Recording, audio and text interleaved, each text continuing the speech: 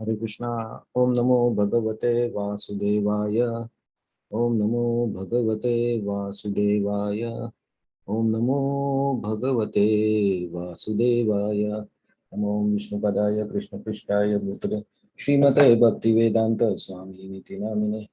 Namaste Saraswati Devi Gauravani Pracharine Nirvishesha Shunyavadi Pashyat Desatarine Jai Sri Krishna Chaitanya Prabhu Nityananda Shri Advaita Gadadhar Shivasadi Gaur Bhakta Hare Krishna, Krishna Krishna, Hare Hare, Hare Rama, Rama Rama, Hare Hare, Mukam Karoti Vachalam Pangum Langate Girim, Yat Krupa Tamaham Madde Shri Gurum Dinatani.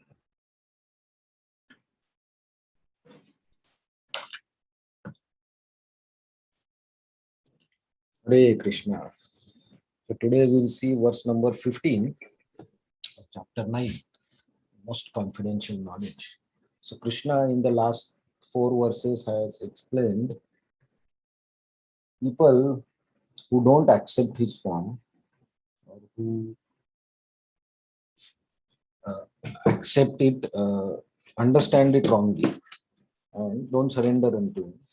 And then Krishna explained in the last two verses people who accept him and worship him, and then he explained how they worship him.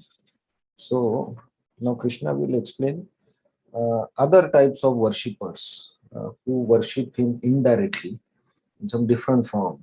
So that Krishna explains in starts to explain in this verse. So let us see this verse. ज्ञानयज्ञेन चापि अन्ये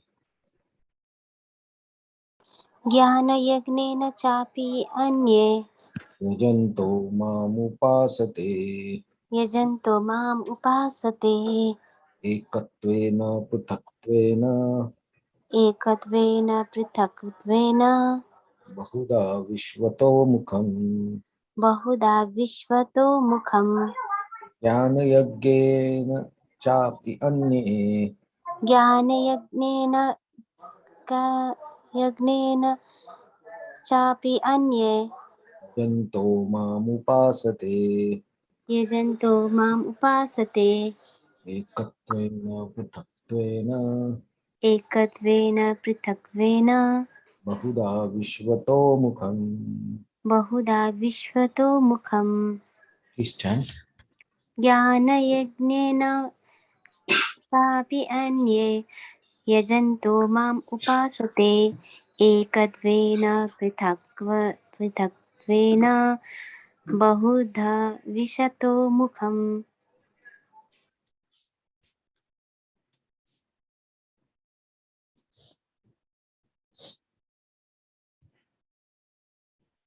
Okay. So let's see translation and purport. Others who engage in sacrifice by cultivation of knowledge worship the Supreme Lord as one without a second, as diverse in many and in universal form. Purport. This verse is the summary of previous verses. The Lord tells Arjuna that those who are purely in Krishna consciousness and who do not know anything other than Krishna are called Mahatma.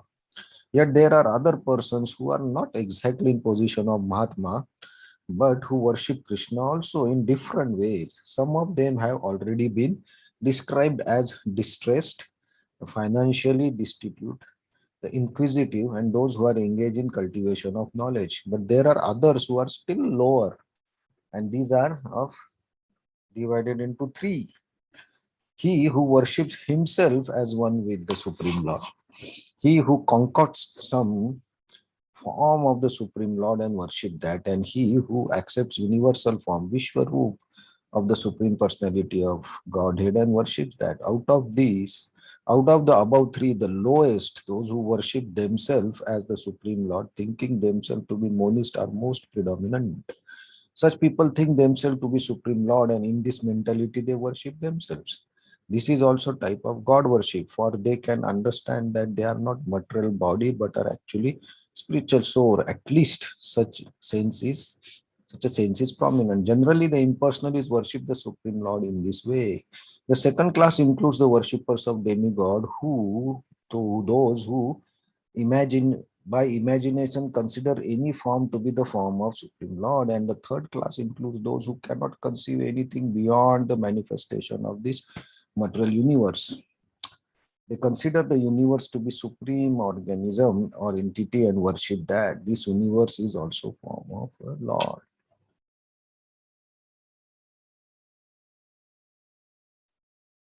So this verse is very important from the what's going to come in next verses in this chapter, and also next few chapters, 10 chapter, 11 chapter, 12 chapter, because Krishna has explained the four types of people previously in the 7th and 8th chapter, that those who want money, those who are distressed, those who are inquisitive, uh, and those who are in try to understand in knowledge.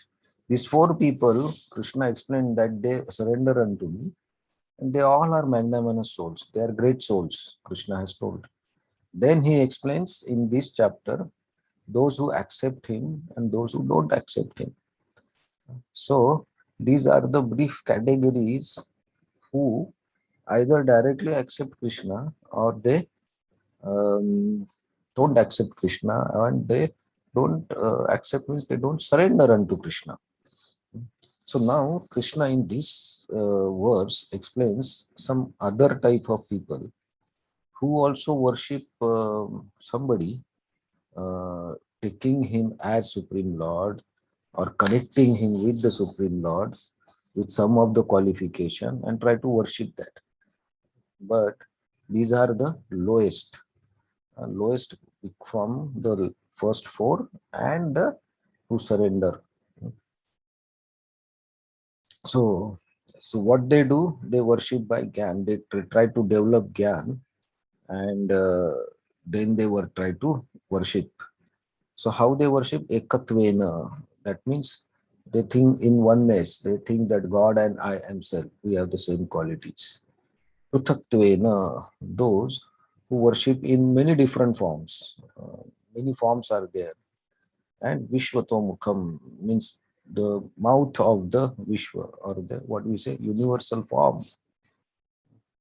Uh, so these are the three categories that Krishna explains.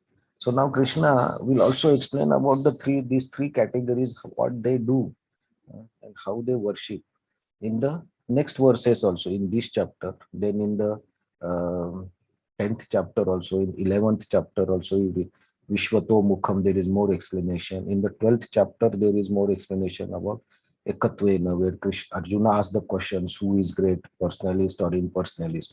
There also Krishna explains this Ekatvena. And Pruthatvena also Krishna explains in the same, this 9th chapter only. So this verse actually uh, roughly gives idea how the Bhagavad Gita is going to flow, and that's why this is important. And this has come into the most confidential knowledge that Krishna is speaking. So Krishna, in one way, giving us everybody a clear bifurcation based on the level of consciousness that people have, and he's doing this so that we also understand by looking at the people in which level of consciousness, spiritual consciousness they are. So here, if we see Vishwatomukham, so there are people who think that, oh, this whatever this universe or this material existence is, it's a great thing. It's very great. They sometimes they feel the mountains are great. Sometimes they feel the rivers are great. The sky is great. So they worship by admiring the greatness, and then they think, oh, this is some form of somebody, uh, but this is a great form. So they start worshipping this form as greatness. They look at this greatness as quality of God, and they start worshipping this. So the biggest is the universe. So they think this universe is something unimaginable. How it is created, this is great thing. This is something relation to God. So then we have the conception of Vishwarup, like sun and moon are his eyes, mountains are his bones. So this is a conception which represents the Vishwarupa, and people start worshipping that because they cannot go, their consciousness cannot go beyond what they see around them. So Srila Prabhupada says they are the lowest because they cannot think beyond this. They just see the things around them and they start concocting. Now there are some people who will think, oh, this wind is blowing. Somebody will think, oh, wind is great. Somebody will say, oh, rain is great. How the rain is coming every year, and from the rain crops are coming. Oh, this is great. So this rain is great and the crops are great. Earth is also great. So they worship that as. But some people will think, oh, the rain is coming every year in particular time. So there must be somebody who is controlling the rain. There must be somebody who is controlling the mountains. Somebody there must be who is controlling the wind. So they have this little higher consciousness, and then they try to find out who are these controllers of these different aspects of the universe. Then they start worshipping them as the great personalities or the controllers of this universe. So then it comes, right, all the devtas, the Indra Dev, Vayu Dev, all these devtas, Agni Dev, all these come, and then they start worshipping them. They think, oh, these are the great controllers of this universe, which is such a great. So let me worshiping him because they are controllers, so they are as good as God. So this is second level, the Pruthatvena. And then Ekatvena means they consider oneness. These people are in little bit higher consciousness that beyond these controllers, there must be somebody who is trying to control that. And who is the most powerful or who is somebody. And they try to acquire the knowledge because it's all jnana yajna. Chapyanne yajanto mamupasate. By developing the jnana. So they develop jnana that there is somebody who is beyond this the devtas or the controllers, and I and his qualities are same. My qualities and his qualities are same from the point of, say, the soul, the super soul. So they understand some spiritual aspect. Mm. And then they think, okay, I am also as good as qualitatively same with the Supreme. So worshipping myself or anybody around me is same as worshipping God. And then they start worshipping as oneness. So these are little bit higher consciousness because they think that there is something beyond this material world. Right? So that's why they are a little bit higher. But in all the cases, these three are lower than the other people's worshippers defined till now. And the four magnanimous souls and all, they are above this because everybody is trying to surrender to Krishna. So they are great. But these three, they are not directly surrendering to Krishna, but to some aspect based on their consciousness. So this verse, if you see now in this chapter, this Ekatvena, Prithaktvena will be explained further. So, and Vishwarup. So Vishwarup will be explained in the verse from next verse, 3 to 4 verses, and then Krishna will talk about Prithaktvena. And then Ekatvena also he gives some idea, and then he gives more idea in the Bhakti Yoga chapter of that. And Krishna, because he was talking about the Bhakti Yoga before this verse, so Krishna will give details about these three categories in the next few verses. And then again he will come back to show that all this thing is okay, but Bhakti Yogi or Bhakti as a process is much, much superior to everything else.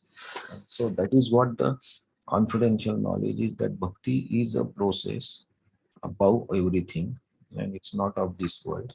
It's a Devi. It's a Devi Prakriti, Ashrita.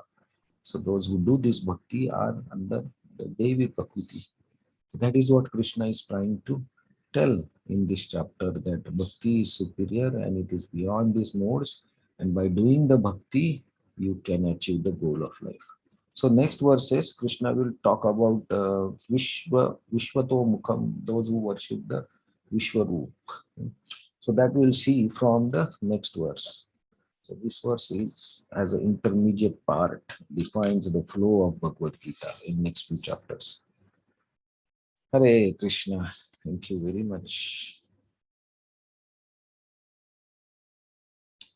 But this verse also gives how merciful is Krishna that he tries to accommodate all the categories somehow or other to him, though he knows that these worshippers are not worshipping, but still he accepts them. So Krishna, when he describes all these categories, though they may be of lower consciousness, still Krishna says, oh, they are somebody.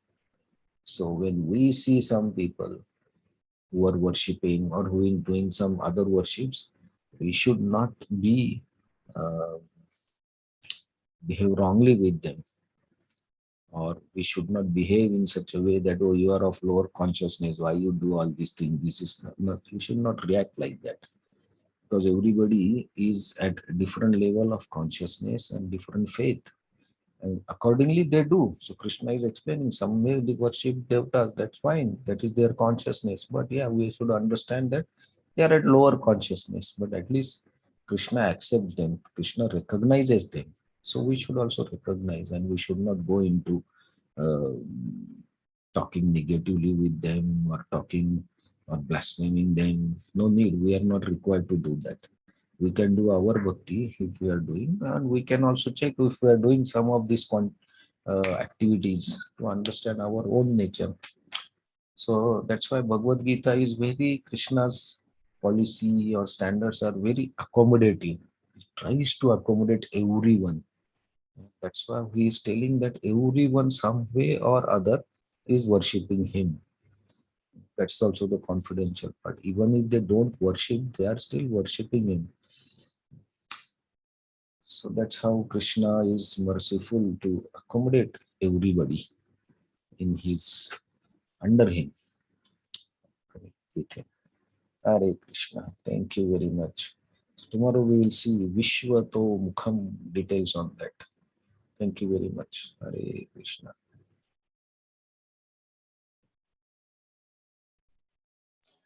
Hare Krishna, thank you so much. Hare Krishna. Thank you very much.